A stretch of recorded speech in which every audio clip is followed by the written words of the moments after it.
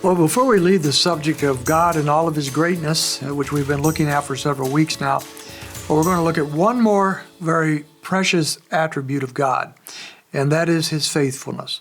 I think this one is very special to us because there's virtually nothing in this world that we can say is really faithful. Now, certainly there are people who are faithful, and we'll look at that more tomorrow, and we ought to be faithful. God calls us to faithfulness. And it's a wonderful feature in a life of a person that we can rely upon, we can trust, and we know that they will not abandon us or turn their back on us. That's a wonderful thing, but it's a relatively rare thing in our world today. And that's true of almost everything else. And the inanimate objects, for example, they work for a while, then they let us down. Things that we trusted at some point many times fail us. And so we've learned not to trust a lot of things in this world because not a lot of things are trustworthy. And so when we come to God and we think about the fact that He is faithful, He is not fickle, He doesn't change at His every emotional whim, the ups and downs of life that you and I have, that He's always the same yesterday, today, and forever. That is a beautiful attribute that we glory in. And we thank the Lord that He is that way, even if we are not. And the Scripture talks often about the faithfulness of God. We see it often in the Psalms and throughout Scripture itself. A few verses that I would mention in the New Testament, a couple. One is found in 2 Timothy chapter 2, verse 13, when he says, "If we are faithless, He remains faithful, for He cannot deny Himself." That's an interesting way to say that. Even if we fail Him, sometimes we think, well, I've got to be faithful so that I don't fail Him, and we should desire that. But even if we fail, and in reality, every time we sin, that's a failure on our part.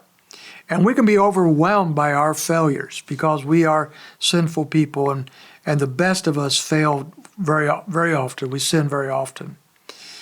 So, but here we see that even if we fail, even if we prove ourselves faithless, even if we doubt Him, He remains faithful because He cannot deny Himself. In other words, for God to not be faithful would be a denial of Himself, and He cannot do that and still be God because God cannot deny Himself.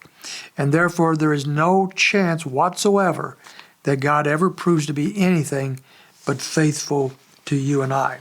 And then I think of Hebrews chapter 2, verse 23, in which he says this, "Let us hold fast the confession of our hope without wavering, for He who promised is faithful." The Hebrews passage there is encouraging us to hang on to our confession of faith, and probably even in times when we're not so sure that we can, when we're doubting, when we're struggling. He says, hang on to that. Hold fast, for He who promised is faithful. The Lord is not going to let us down. Ultimately, He's not going to turn His back on us. He is going to remain faithful to us no matter what the circumstances of life.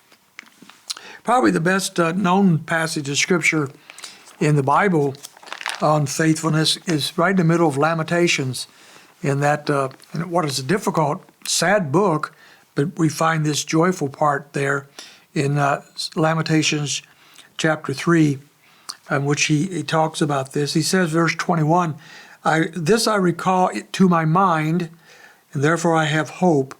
The Lord's loving kindness indeed never ceases, for His compassions never fail." So he sees the love and the compassion of the Lord never failing. Then he said, "They're new every morning." And so then he says, "Great is your faithfulness. The Lord is my portion, says my soul, therefore I have hope in Him." So he says that the compassions and the love of God cannot and will not fail.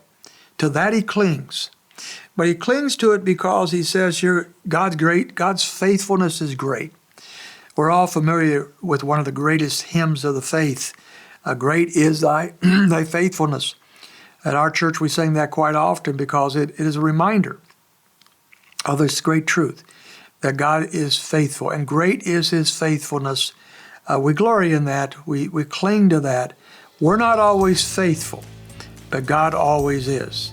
and that should bring great joy and happiness to the heart of any of his children.